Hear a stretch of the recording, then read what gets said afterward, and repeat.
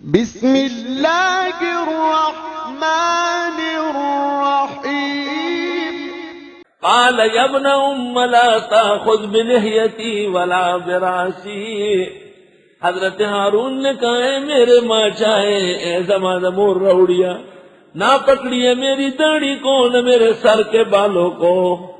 انبیاء علیہ السلام کے سر کے بال ہوتے تھے، گنجے نہیں تھے۔ جنہوں نے داخلے کا قانون بنایا طالب کو گنجا کرنے کا، ان کو میں نے کہا اپنے قانون کو مسلمان کرو۔ یہ تو خوارج کی نشانی ہے۔ سیماہم التثبیت، اے تثبیت اے حلق الراس، حلق الراس اباحت مع الکراہیت۔ امام مالک ائمہ میں سے اور انور شاہ محدثین میں سے کہتے انہا مسلح، شکل بگاڑ، شکل بگاڑ۔ ہمارے ایک دوست کے سر کے بال 25 سال بعد میرے ساتھ مونڈے گئے تھے۔ بقر عید میں ہم نے دمبے کاٹے اور بال منڈائے۔ جب وہ گھر چلا گیا سب بچے چارپائی کے نیچے ڈر گئے اور اپنے ابو کو کہا ابو ہم کوئی شرارت نہیں کریں گے، ہم کو مارے ہیں۔ بالکل خلقت تبدیل ہو جاتی ہے۔ ایک شخص کے سر کے بال ہو اور پھر کاٹے، تماشا بن جاتا ہے۔ میرے طالب علمی میں بال ہوتے تھے اتنے بڑے بڑے، اساتذہ مجھے پیر بگاڑا کہتے تھے۔ تو یہاں امام ہو گیا تھا، وہاں طالب علم تھا، تو عطا اللہ میں انگل نے کوئی چندہ بھیجا مسجد کے لیے۔ اس میں مدرسہ نہیں تھا، میں خود پڑھ رہا تھا۔ تو مجھے دیکھا تو اس کا آدمی کہتا ہے نہیں آپ کو تو نہیں دوں گا۔ میں نے کہا کیوں؟ کہا وہ امام اور تھا، اس کے اتنے بڑے۔ میں نے کہا بال آپ کٹوا دیے۔ کہا میں پوچھ کے آتا ہوں، ایسا نہیں دے سکتا۔ دیکھو حیات تبدیل ہو گئی، بالکل حیات تبدیل ہوتی ہے۔ طالب علم غریب کو کہتے ہیں سر گنجا کرو، آلو بن جاؤ صفا صفا لا تری فیہا عوجا ولا امتا۔ ہمارے ہاں قانون یہ ہے کہ جس کا سر مونڈا ہوا اس کو داخلہ مت دے۔ یہ خوارج میں سے، انہ من الخوارج۔ یا ابن امہ، اے میرے ماں جائے، لا تاخذ بلحیتی، نہ پکڑیے میری داڑھی۔ جس طرح داڑھی رکھنا سنت ہے اس طرح سر کے بال بھی سنت ہے۔ البتہ دو موقعوں پر، عمرے میں یا حج میں، افضل و سنت کاملہ حلق الراس، اور سر کے بال رکھنا چاہیے، کبھی لما، کبھی جمعہ، کبھی وفرا، تاکہ طلباء کو سر کے بالوں کی سنت یاد رہے۔ یہ کہتے ہیں کہ خراب ہو جاتے، خراب اور وجوہات سے ہوتے، ایک بالوں سے کیا فرق پڑتا ہے؟ خراب تو ہو ہی گیا جو آپ نے اس کو گنجا کر دیا ہے، اور خراب تو بعد میں ہوگا، آپ نے پہلے کر دیا۔ خراب ہو جاتے ہیں۔ کبھی کہیں گے گریبان جی بند ہونا چاہیے، حدیث شریف میں تو ہے صحابہ نے پیغمبر کو دیکھا کھلے گریبان میں، مرتے دم تک انہوں نے گریبان بند نہیں کیا۔ اور شیخ الحدیث مولانا زکریا شرح شمائل صفحہ 19 اس کے ذیل میں لکھتے ہیں ان بزرگوں کے عشق رسول کی برکت سے آج تک یہ سنت موجود ہے۔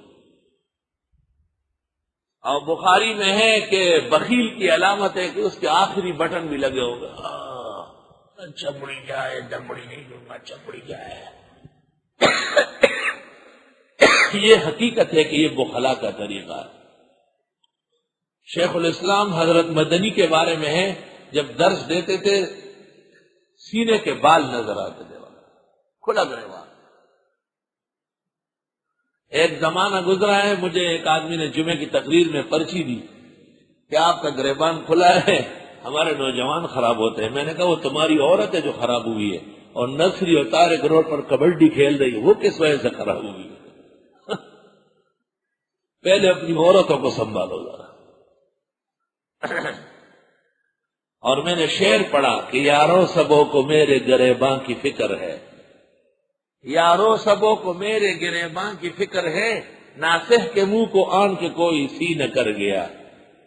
حکیم اختر صاحب اس زمانے میں مشکات شریف اور روح المعانی پڑھنے آتے تھے یہاں باقاعدہ، تو مجھ سے کہا کہ میں بھی ایک شعر کہتا ہوں، اختر یاد رہے گا۔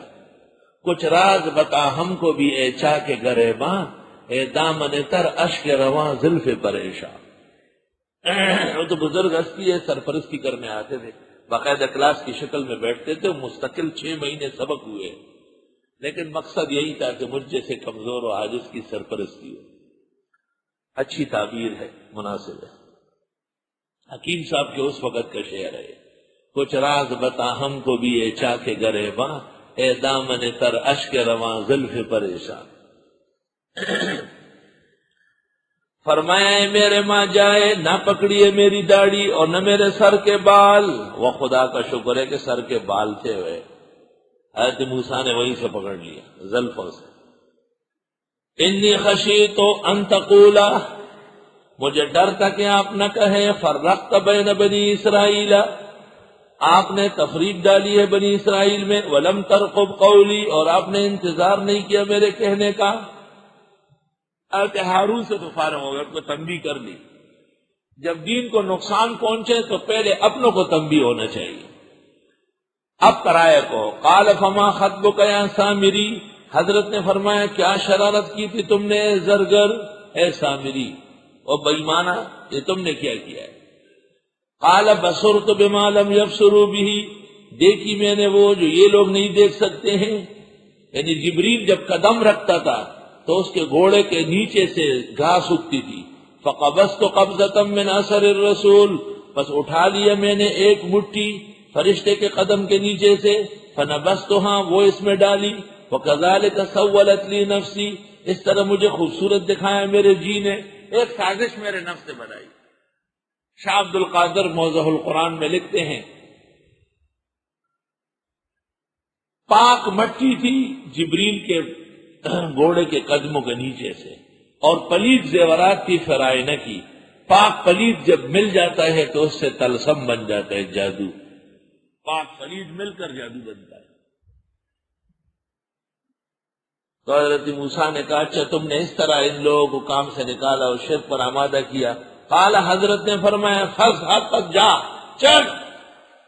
فإن لك في الحیات ان تقول لا مساس، پس تیرے لیے زندگی میں یہ سزا ہے کہ تو کہے گا کوئی قریب نہ ہو، کوئی قریب نہ ہو. اس کو کہتے ہیں بیماری مردم آزار، انسانوں سے تکلیف ہوتی ہے. جس نے ناحق طریقے سے لوگوں کو جمع کیا وہ لامساس میں مبتلا ہو جائے گا. لامساس آپ میں سے کسی نے دیکھی بیماری؟ میں نے ایک شخص کو دیکھا ہے، پہلے اس کا قصہ سن لو کہ اس کے رشتہ دار میں بیٹھے. وہ ایسا زبردست آدمی تھا کہ دستخط کرتا تھا نیم فاضل دارالعلوم دیوبند، نیم. تو لوگ پوچھتے کیا مطلب ہے؟ کا موقوف علیہ تک کتاب دیوبند میں پڑھی تھی، دور حدیث دارالعلوم حقانی میں کیا. تو کہتے تھے لوگ کہ اس کا فائدہ کیا؟ کا فائدہ یہ کہ آپ نے پوچھا اور میں نے بتایا، یہ فائدہ ہوا. نیم فاضل دارالعلوم دیوبند. مولانا عبدالحق کی خدمت میں لاہور پنڈی سے مہمان آتے گاڑیوں میں، تو جب وہ جاتے تو یہ بھی کہتے ہیں زمان جی نرے کو نکار دے کدی سر گاڑی کی جائے موٹر شو کی اڈے کا زمانہ کہ موٹر ہی نہیں. حضرت مولانا بڑے طریقے سے، یہ ہمارے حضرت مولانا ہیں اور ان کا بہت ضروری کام ہے لاہور میں، اگر آپ کی گاڑی میں، تو وہ کہتے جی حضرت جی اس کو آگے بٹھائیں گے، یہ تو آپ کا مہمان ہے. تو آگے بیٹھ کے اور پھر شملہ باہر کی طرف، شیدو طرف تھا، اور ایک ہاتھ گڑی والا. اور پھر کہتے تھے یار عجیب بات ہے، شیدو کے لوگ اول تو باہر نہیں آتے اور اگر آتے تو دیکھتے نہیں کہ روڈ پر کون کون ہستی گزر گئی. دیکھ ردی گاڑی کے روان ہوا. اچھا جی، لاؤڈ سپیکر کے پیچھے 25 میل اور 30 میل پیدل چلتے تھے، اور وہاں جا کر لاؤڈ سپیکر پر فلاں ہوا ہے آج تاکہ دنیا سن لے. ان کے ہاں جلسہ ہوا سیرت کا، تو رات بھر تقریریں ہوئی. صبح وہ مولوی محمد شریف صاحب تھے مصری بانڈا کے، وہ چڑھے اور انہوں نے اتارا. او مولوی شریف صاحب بیڑا غرق کیا آپ نے، لاؤڈ سپیکر کیوں اتارا؟ ہو گیا جلسہ، کام کی باتیں باقی ہے، جلسہ کہاں ختم ہوا ہے؟ لوگ حیران ہو گئے. سورج نکل آیا کہ نہیں کام کی باتیں باقی ہے. وہ غریب پھر بچوں کو اوپر چڑھایا، ہمارے یہاں آواز دیتے ہیں پردہ کر لے، لاؤڈ سپیکر باندھ لے، پھر وہ یونٹ وغیرہ باندھ لے، یہ وہ. اچھا لاؤڈ سپیکر ٹھیک ہو گیا، آ جاؤ آگے جی. دیکھو شبیر احمد اور حسین احمد کی والدہ سن لے، مہمان چائے پینے کے لیے گھر آ رہا ہے، زمولی شریف سے پوچھی کا ہوتے خدے دے رک کا ہما خودی بیڑا گھر کرتا ہے بس شکار نکار خبر ہو شو کے وہ بولے گا اے شبیر احمد حسین احمد مور دے واوری ملمانو چاہے ہوتا درہ لگے جی بولی شریف سے واو خدی دی رکا وَلَكَ فِي الْحَيَاةِ أَن تَقُولَ لَا مِسَاسِ توبہ عجائب و غرائب. وہ شخص عمر اخیر میں اس بیماری میں مبتلا ہوا لام ساس میں اور 16 سال تک گھر میں رہا, گھر کے دروازے سے باہر نہیں. ساری دنیا مر گئی اس کی. اکوڑا کھٹک کے مولانا فوت ہو گئے, اس میں باہر نہیں ہے. یہ کام نہیں ہو. ان کے بھائی یہاں شیر شاہ میں امام تھے. میں نے کہا یار زمانہ گزرا تھا, ایک نظر تو دکھائے. وہ مجھے لے گئے, یہ درخت کے نیچے بیٹھا ہوا تھا. بات ایک نہیں, نہ ہاں نہ نہ. 2 سال بعد ان کے بھائی سے ملاقات ہوئی. کہ وہ جو رونے لگا ہے نا, جو آپ آج تک رو رہا ہے, 2 سال سے رو رہا ہے, کیوں آدمی کو کر رہا ہے, کیوں مجھ سے ملاقاتیں کر رہا ہے؟ ایسی زبردست مردہ مازار بیماری تھی. فَإِنَّ لَكَ فِي الْحَيَاةِ أَن تَقُولَ لَا مِسَاسِ, بس بے شک آپ کے لیے ہے دنیا کی زندگی میں کہ آپ کہیں گے میرے قریب مت آؤ. لا مساس, توبہ. تو سامری تو لا مساس میں مر گیا. وَإِنَّ لَكَ مَوْعِدًا لَن تُخْلَفَهُ, اور تیرے ساتھ وعدہ ہے اس کے بھی خلاف نہیں کر سکو گے. اور وہ جو بچڑا بنایا تھا, وَانظُرْ إِلَىٰ إِلَٰهِكَ, دیکھ اپنے اس معبود کو, الذی ظلت علیہ عاکفا, جس کے آپ بن گئے تھے معتکف. لنحرقنہ, ہم اس کو جلائیں گے. ثم لننسفنہ فی الیم نسفا, پھر ڈال دیں گے دریا میں بہا کر.